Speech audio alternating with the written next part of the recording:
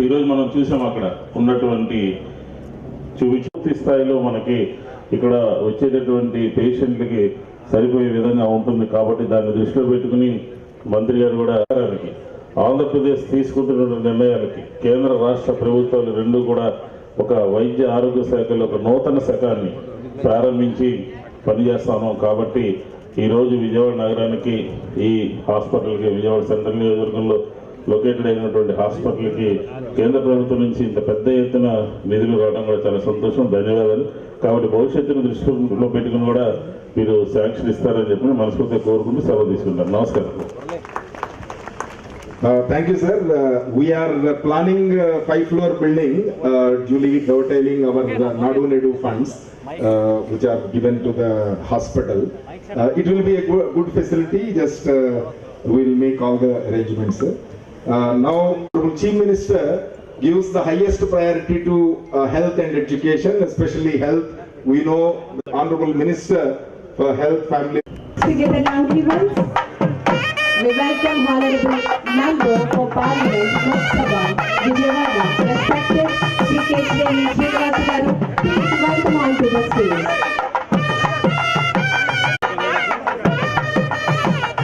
We request for all the dignitaries, please occupy their honorable chairs.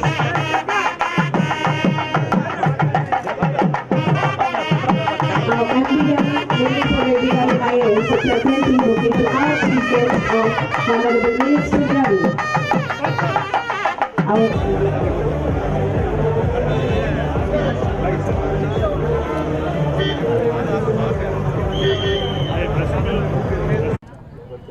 ఈరోజు ఇక్కడ విజయవాడ పాత ప్రభుత్వ జనరల్ హాస్పిటల్లో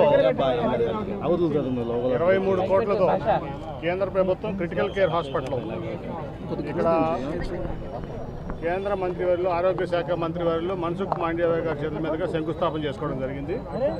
నిజంగా అభినందనీయం.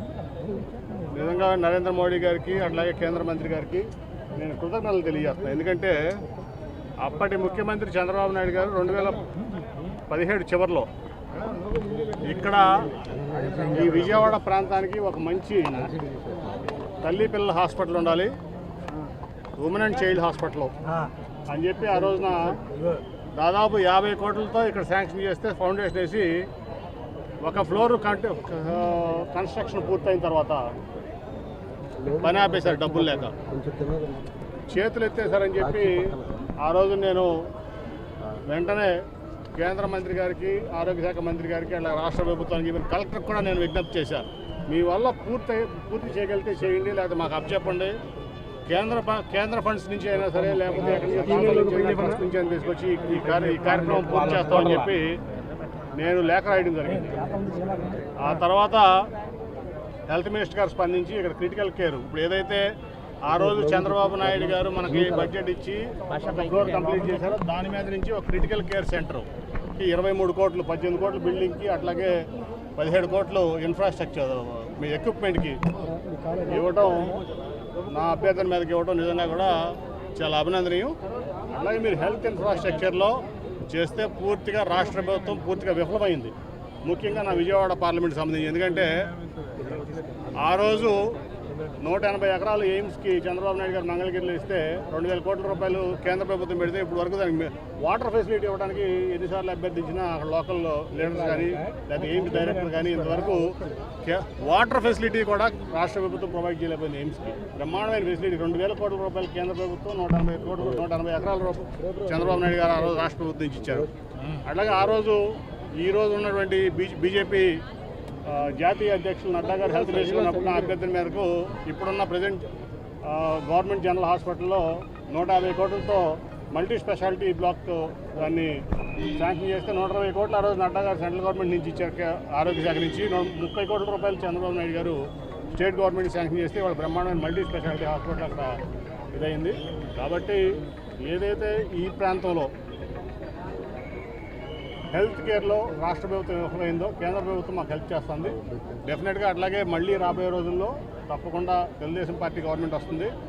ఈ పాత జనరల్ హాస్పిటల్ని బ్రహ్మాండమైనటువంటి ఎయిమ్స్ లాంటి ఫెసిలిటీ ఇక్కడ క్రియేట్ చేసే బాధ్యత చంద్రబాబు నాయుడు గారి తరఫున నేను తీసుకుంటానని చెప్పి ఈ సందర్భంగా మీ అందరూ తెలియజేస్తూ మరొకసారి ఈ కార్యక్రమానికి ఇక్కడ ఫండ్స్ ఇచ్చి క్రిటికల్ కేర్ సెంటర్ ఈ బడ్జెట్ ఇచ్చినందుకు అలొకేట్ చేసి వాళ్ళ శంకుస్థాపన చేసినందుకు మరొకసారి కేంద్ర మంత్రి గారిని నేను అభినందిస్తున్నాను. అట్లా కృతజ్ఞతలు కూడా తెలియజేస్తాను. Thank you.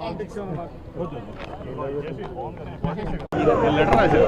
అది బాబు మీ వల్ల కాదు చెప్పండి నేను తెచ్చుకుంటా అంటే అప్పుడు కలెక్టర్ ట్రస్ట్ అయిన పట్టుకుని తీసుకొస్తాను నేను పంపించేద్దాం అన్నా. ఎందుకంటే ఇది ఇప్పుడు మీకు చూస్తే సెంటర్ కొత్త జనరల్ హాస్పిటల్ లేట్ చివరికి అయిపోతుంది. అది మచిలీపట్నం నుంచి వచ్చే వాళ్ళకి కన్వర్ట్ యాక్చువల్ విజయవాడ పార్లమెంట్ అంటే ఇటు ఉంది. ఇక్కడ మంచి సెంటర్ మనకి ప్లస్ ప్రజలకు దగ్గరలో ఉంటుంది. ఒక బెడ్ మీద 2 బాలింతలను పడుకోబెడుతుంటారు. చేద్దామమ్మా ఇంకా 4 నెలలు లాగు మే ఎండింగ్కి ప్రభుత్వం మారిపోతుంది. ఖచ్చితంగా అన్ని నిర్మాణం చేసుకున్నాము. ఆరోగ్యశ్రీ బకాయిల మీద ఏమైనా చెప్తారు సార్? ఎట్లా హెల్త్ గురించి మాట్లాడుతున్నారు?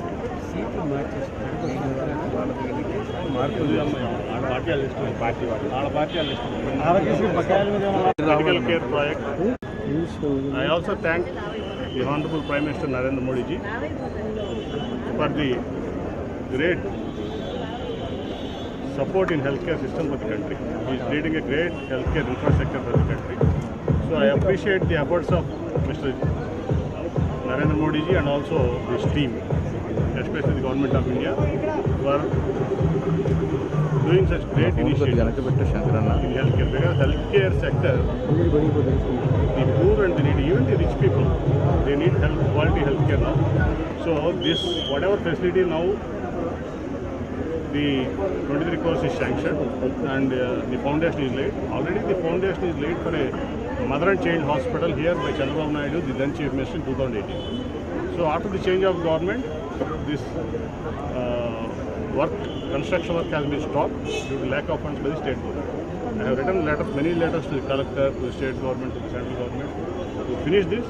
But after approaching the Honorable Health Minister, Mr. Manshuk Mandiya ji, he has provided 23 crores for this hospital. I am happy.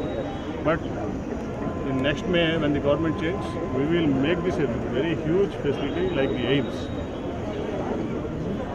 Because the center of Vijayawada. This will be created like a nice medical infrastructure facility, especially multi-specialty in all the departments. So our party, Telugu Party, is committed to the health of the people. Our leader, right from the beginning, NTR and Chandrababu Naidu garu, are always concerned about the health of the people. Whatever health means wealth. Healthy citizens contribute to the wealth of this nation. That's our concept. So definitely we will make this facility a world-class facility in the future. Sir, regarding the MEA, Whatever the countries,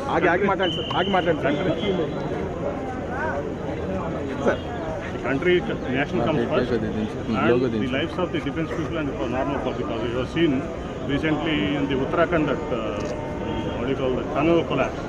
Nearly 41 people. The government of India has brought in experts from world-class experts from all over the world and saved everyone's life without any health problem or injury. So I appreciate getting back the naval because defense officers are serving this country above that country. So I respect any military officers, defense officers, army officers. So bringing them back is a great thing. I appreciate the government of India and Honorable Prime Minister. NCB and mix. Sir, ag matter, sir, please.